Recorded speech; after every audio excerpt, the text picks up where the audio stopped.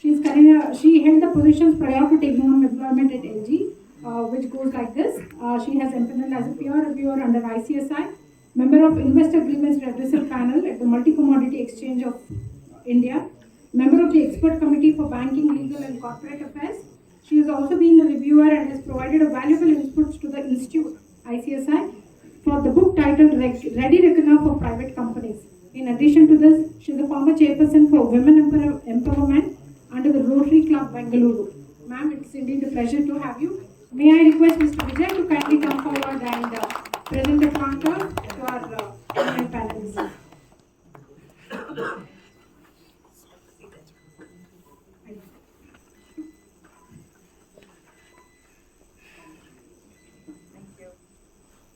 We have another young company secretary with us.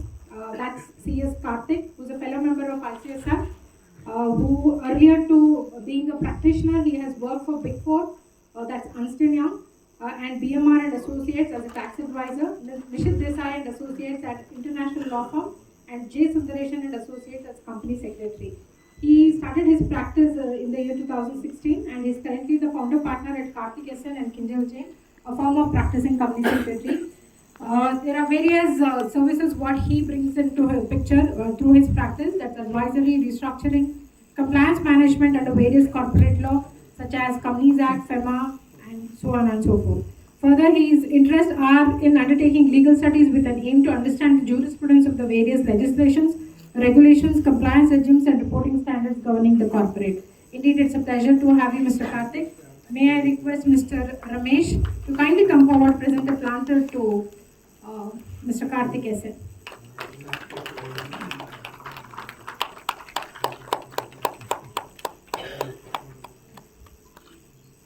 Indeed, you heard Mr. Venkat Subbarao Kalwa, the chairman Bangalore chapter in the morning, but it's my duty to introduce him as a moderator for today's panel discussion. Mr. Kalwa has 22 years of experience in the field of rendering professional advisory services relating to corporate law, insolvency law, valuation, legal contracts and litigations, and setting up of new business. Further, he holds a graduation from Nagarjuna University in Commerce, a fellow member of ICSI. He is also an LLB graduate from Nagarjuna University and MBA from Pondicherry University. He is also a certified insolvency professional and a register valuer under Class Securities of Financial Assets registered with IBPI. He successfully qualified for independent directorship and acting as independent director in 2 companies. His current position is Chairman ICSI Bangalore chapter, and he also serves the Bangalore Values Association as Vice President. Sir, indeed a pleasure to have you today as a moderator. May I request Mr. Parmeshwar Bhatt, our immediate past chairman, to kindly present a planter to the moderator.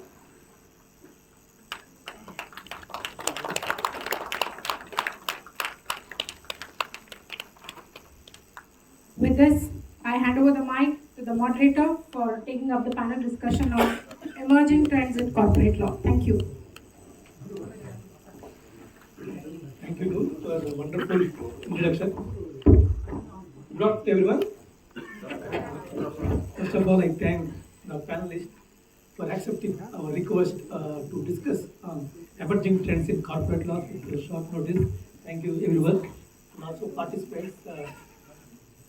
As you know that the morning we had discussion, the India is 5th largest economy in the world, and the aim is by 2030 we need to reach the 3rd position, the 3rd place. For this, the Indian economy plays an important role, and professionals as a company secretary plays a vital role for bringing back or bring to the 3rd position from 5th position. For that, corporate plays an important role in the economy. And the IPOs, the SME IPOs, how we are getting many things. The corporate laws plays an important role. But today we are going to discuss the emerging trends in corporate laws. We have CA, CM Ravindra Dalayu is going to talk on IBC, and we have Devika Satyanarayana Madam, she is going to talk on Companies Act and SEBI, and we have Karthik, and he is going to talk on NCLT, NCLAT, arbitration, and valuation. These are all trends in the last 10 years has come. And now I would like to start with Mr. Ravindra Dalayu before how the emerging trends in corporate laws come up with IBC as an opening remarks. The Insolvency Bankruptcy Code 2016 was promulgated from 1st December 2016.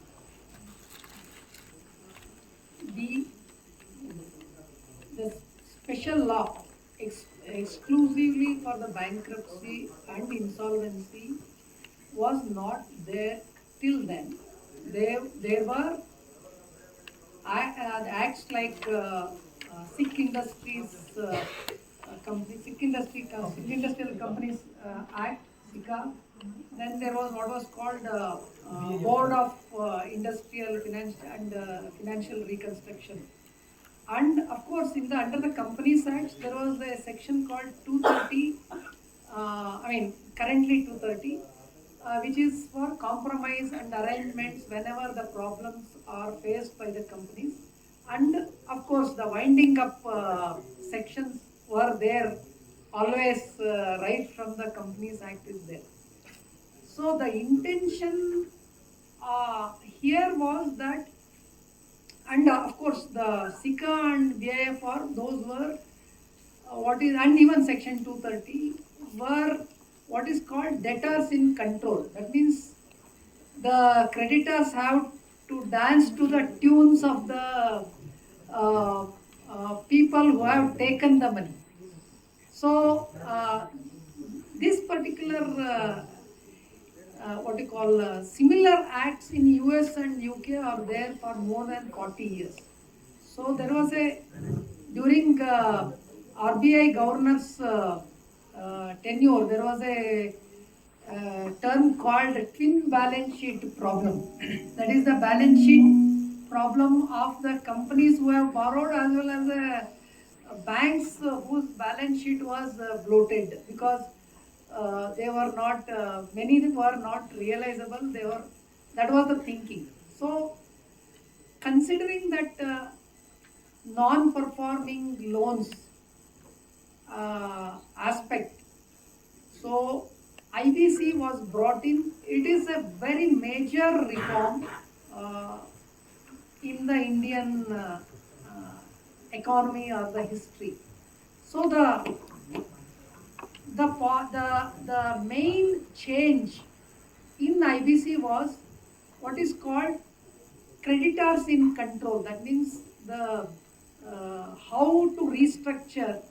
It was under the control of the creditors who have lent the money, rather than in the hands of the debtors who had borrowed the money. So and also there was no time boundness in the earlier regimes. So a timeline was also brought into effect, saying that it should be that if the company's problem should be resolved within 180 days or maximum another 90 days, 270 days, and the resolution of this company should be done in a very transparent manner, and by calling for the expression of interest, sharing all the information with the whoever has expressed the interest, and the authority to approve a restructuring or what is called in IBC resolution plan was given to the committee of creditors, normally consisting of the financial creditors.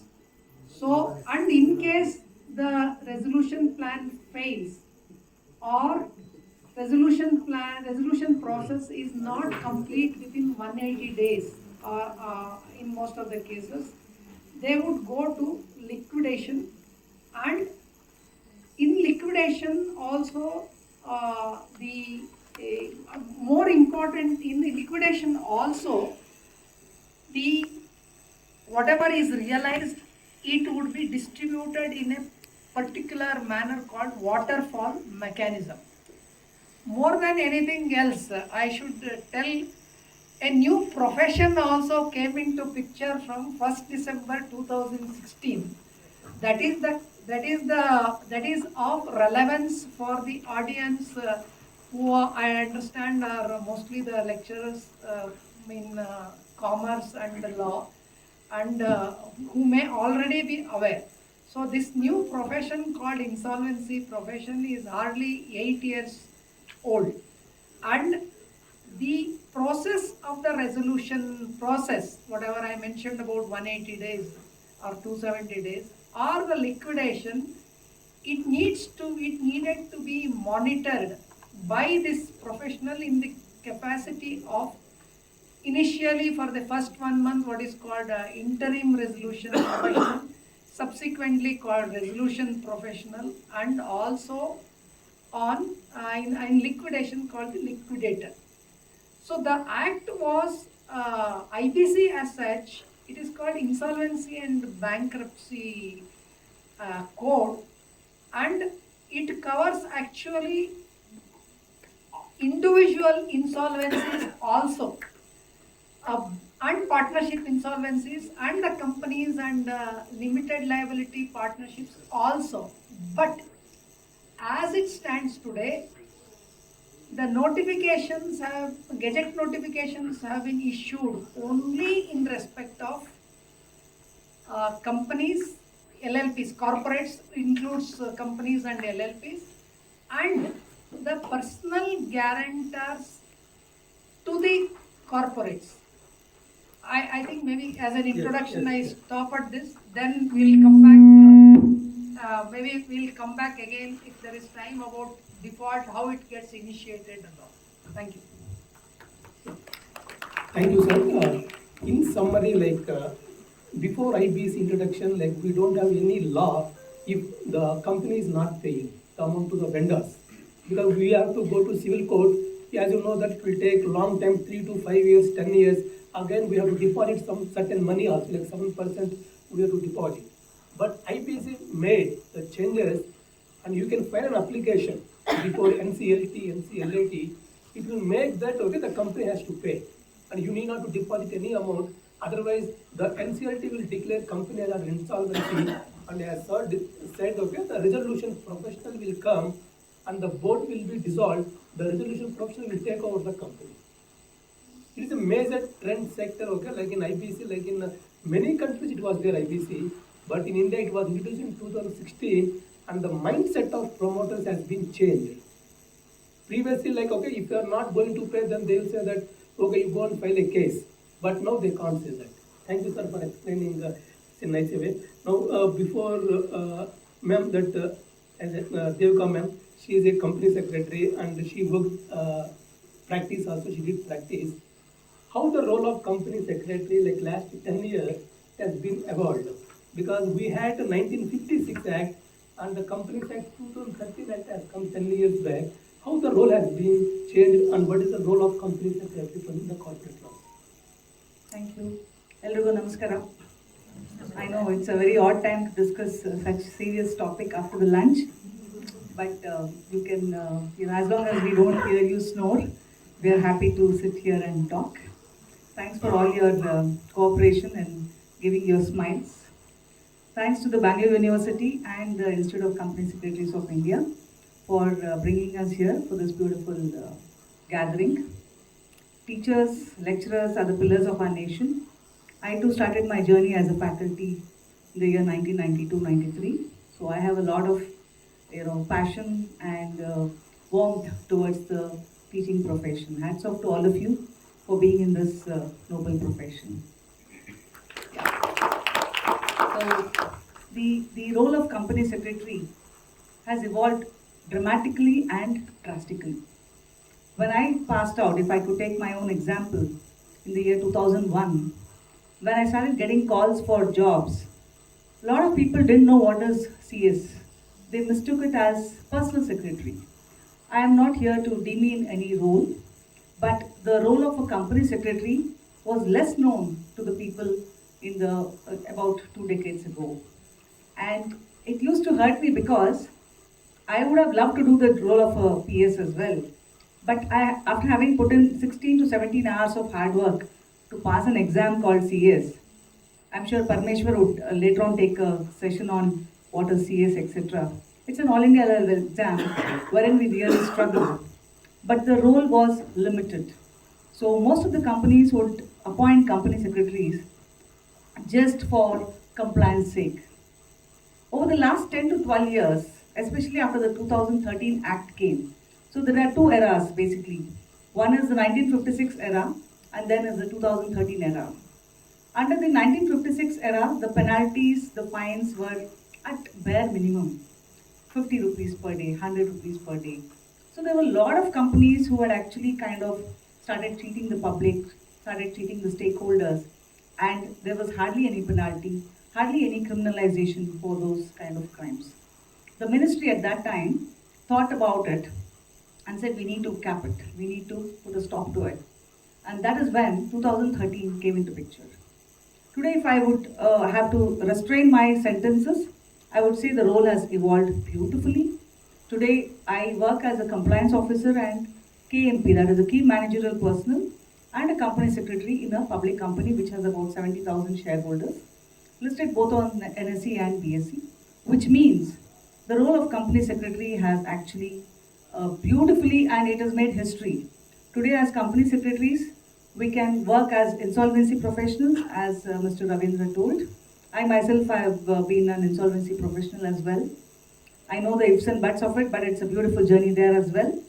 We have various other roles and responsibilities, and today the companies look at company secretary not for the heck of it, but yes, there is a position there, and any decision that the company has to take in the boardroom or by the managing director or by the CFO, he would definitely discuss it with the CS to understand, are we in line with the compliance?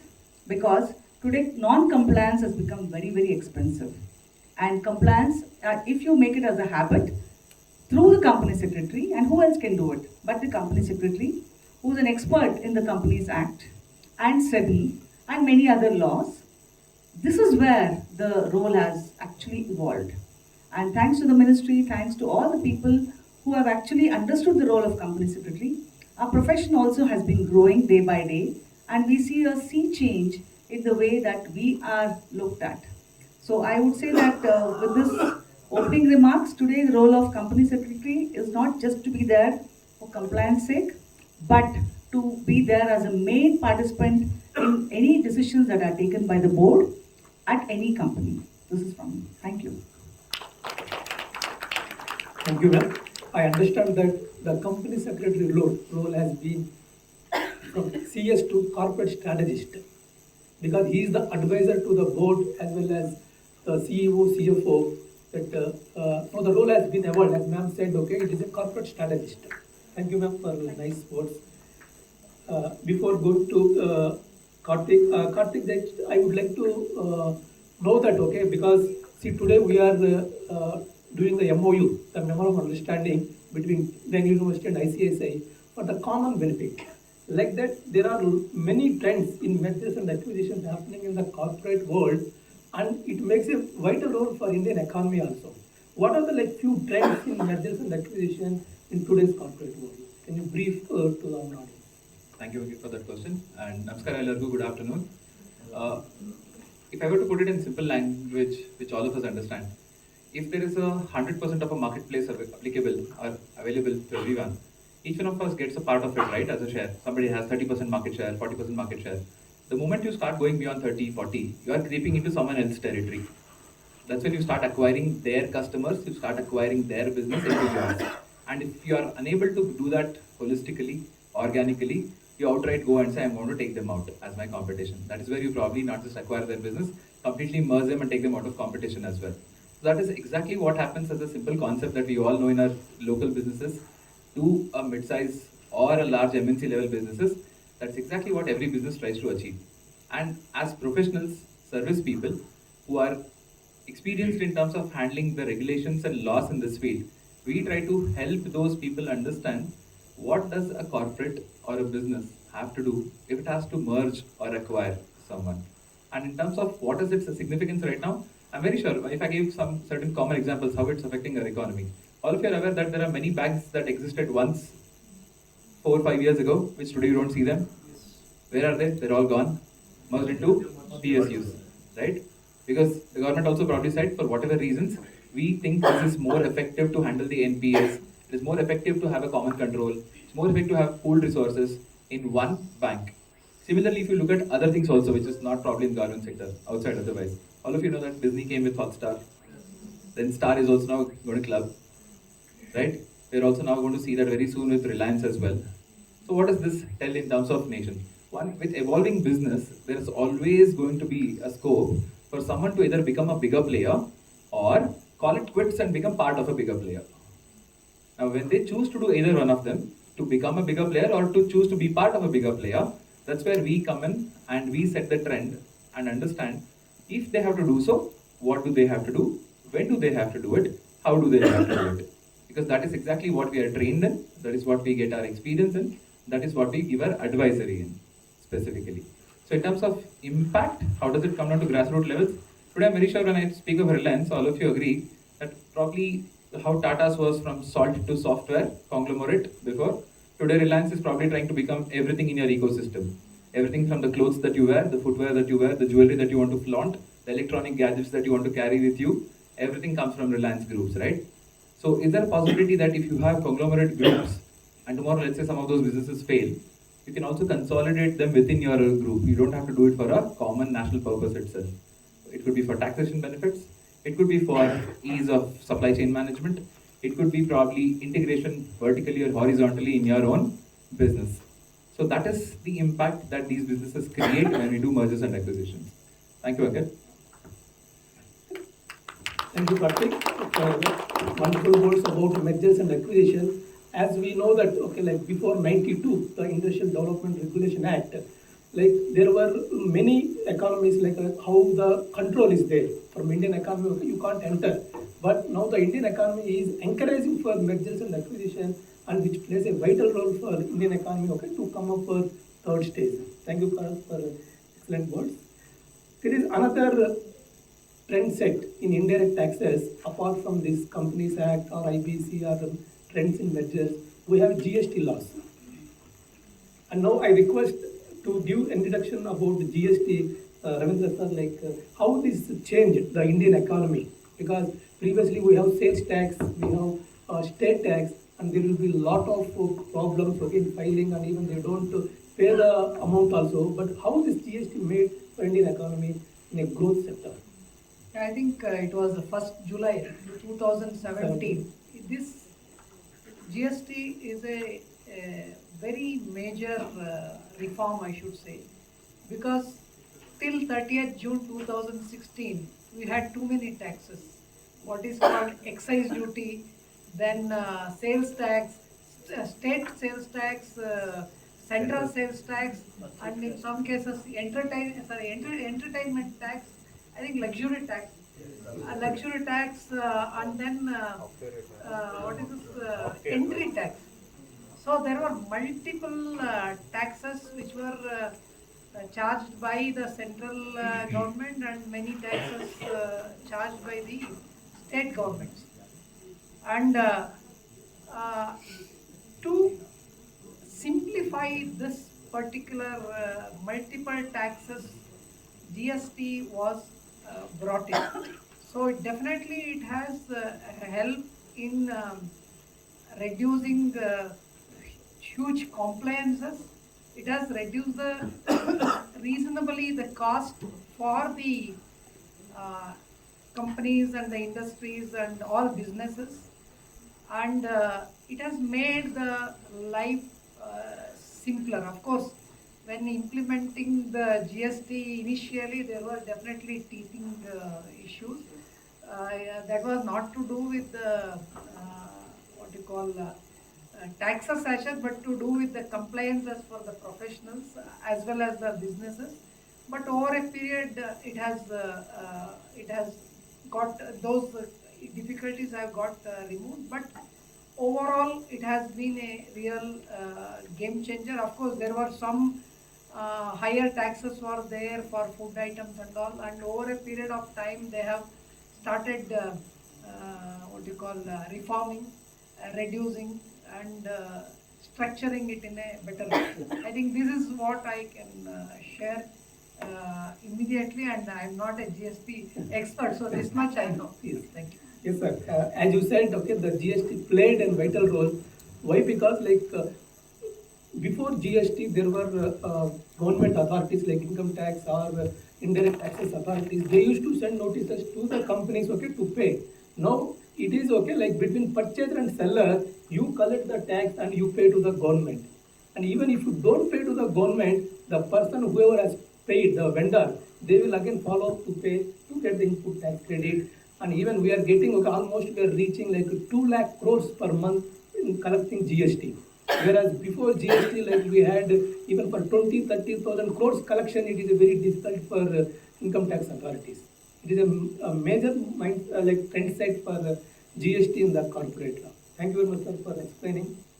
And ma'am, like you are a compliance officer, and maybe like as you said, your shares are listed in BSE and NSE, and we have regulatory like SEBI, Security Exchange Board of India, and how the role of SEBI evolved, okay, in over period for Indian economy, okay, for corporate governance. And as you said again, the CS is a governance professional. What is the role of SEBI and how it is good for Indian economy, okay, the growth? All right, very interesting question, because actually SEBI was established somewhere in the year 1988 and SEBI Act came into picture in 1992. But all of us were not very actively aware of what SEBI is, what it can do, and the expansion of SEBI, I'm sure all of you know that it is Securities Exchange Board of India. Now, why is SEBI important to us? So for a company, in a company's perspective, we have various regulators. We have the Ministry of Corporate Affairs, that is the ROC, the RD, the ministry who is sitting in New Delhi under the current leadership of Srimati Nirmala Sitharaman. Then we also have stock exchanges, wherein we have the NSE, the BSE. We have various other stock exchanges, but today excuse me for my cough, but it's inevitable. But today the biggest stock exchanges are NSE and then it is BSE. Where is SEBI? SEBI is one regulator who will start watching. It's a watchdog both to the companies, to the stakeholders and to the stock exchanges. So earlier we used to have the tripartite agreement being signed by the company, the stock exchange and SEBI. Now today what SEBI has done, after various cases, for example the Satyam case, then we had the Malya case, then we had various other cases. I'm sure all of us would remember various case laws where public money got looted. Many of them went away to the most well-known countries and we could not do anything much. So today, SEBI has evolved from 1992 to where we are today. There are various regulations. For example, we have LODR, PET, SAST. Each of them have a full form. Each of them have they're all abbreviations for various regulations. LODR, all these are basically for listed companies only, not for the private companies. So all of you know the difference between private companies and listed companies. So what is a private company? Wherein you put your own private money. You are 2 or 3 of you who would actually form a company and run it.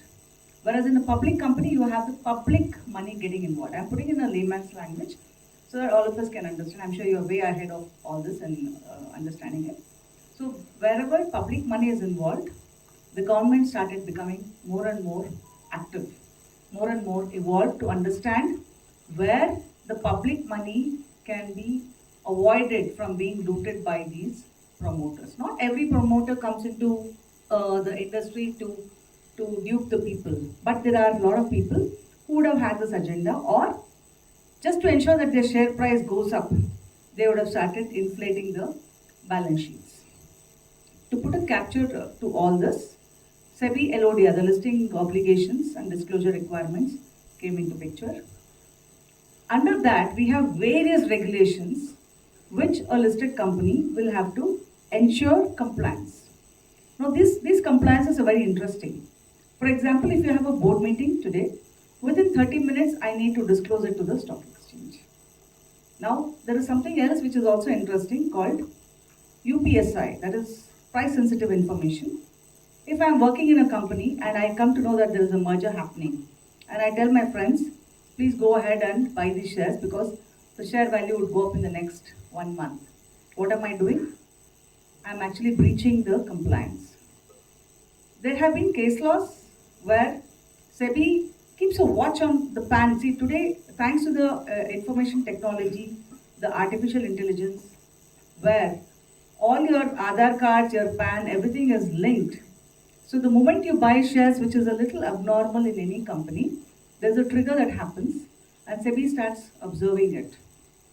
We have seen various case laws like this, where in one of the companies, SEBI started issuing notices to understand who are these 4 or 5 people who have bought shares at a particular period only. For example, just before a board meeting or soon after. So the moment board meeting is over, it's a public information. Just before that, it is all price sensitive information. So the SEBI's role evolved beautifully in the last 10 to 12 years to keep a cap on or a control on all the listed companies, and all this is being done in only keeping in one thing in mind, that is the public funds, the stakeholders. So this is where the SEBI's role has evolved. Thank you, ma'am, for wonderful insights on SEBI.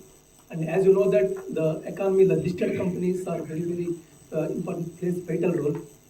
See, we are discussing about GST or SEBI Companies Act. To regulate all these laws, again, there is a separate court is required. Tribunals are required. This question is to Karthik, like how the establishment of NCLT and NCLAT, this is also major reform, setting up of National Company Law Tribunal and National Company Law Appellate Tribunal. How it works and how it has been set up, can we discuss, Karthik, on this? Thank you, Venkat. I'm very sure when I was saying that there's mergers, acquisitions that we deal with, people say I would like to acquire someone. Of course, where there's money and investors, there's always problems, right? We think that we have money and we can get solutions, but where there is more money and there is more investors, there's always problems. So the first thing that comes is, if at all you have to resolve a dispute, if at all you have to get an order, in an interim order, to keep things as status quo or to get something addressed for what you want. Previously, we only had to go to the courts, which is our civil courts as well as high courts, where there is corporate law benches, hearing only corporate law matters. But now we don't have to go in that queue where there's already some 5 lakh cases pending, just not addressed or not been heard. We have now got a separate system itself, which is called as National Company Law Tribunal and National Company Law Appellate Tribunal. So starting from the year 2015, when these separate quasi-judicial bodies were set up, it was an exclusive platform for corporates to take up their disputes or make applications to get specific approvals, say mergers and acquisitions, or specifically relating to, say, auditors or management, or to resolve shareholder disputes, or to probably even resolve deadlocks between managements. And also, in cases where companies wanted to probably get any specific matter, apart from company law matters, that is, let's say, insolvency, which Sir just mentioned. So, NCLT and NCLAT have also been equipped to hear cases under IBC, that is Insolvency and Bankruptcy Code. So NCLT is not just any tribunal which is just a successor to the old-fashioned company law board, which most of you might have heard. Company law board was only specific to one particular cases of corporate matters. But it is now beyond corporate law because these things have socio-economic impacts in itself. Whenever a matter in NCLT comes under IBC, especially for reconstruction or for liquidation or for even getting specific approvals for mergers or demergers, those cases, these companies have socio-economic impacts. And NCLT, not just being a body that hears out the petitioners for these matters, also works in tandem with other regulators also.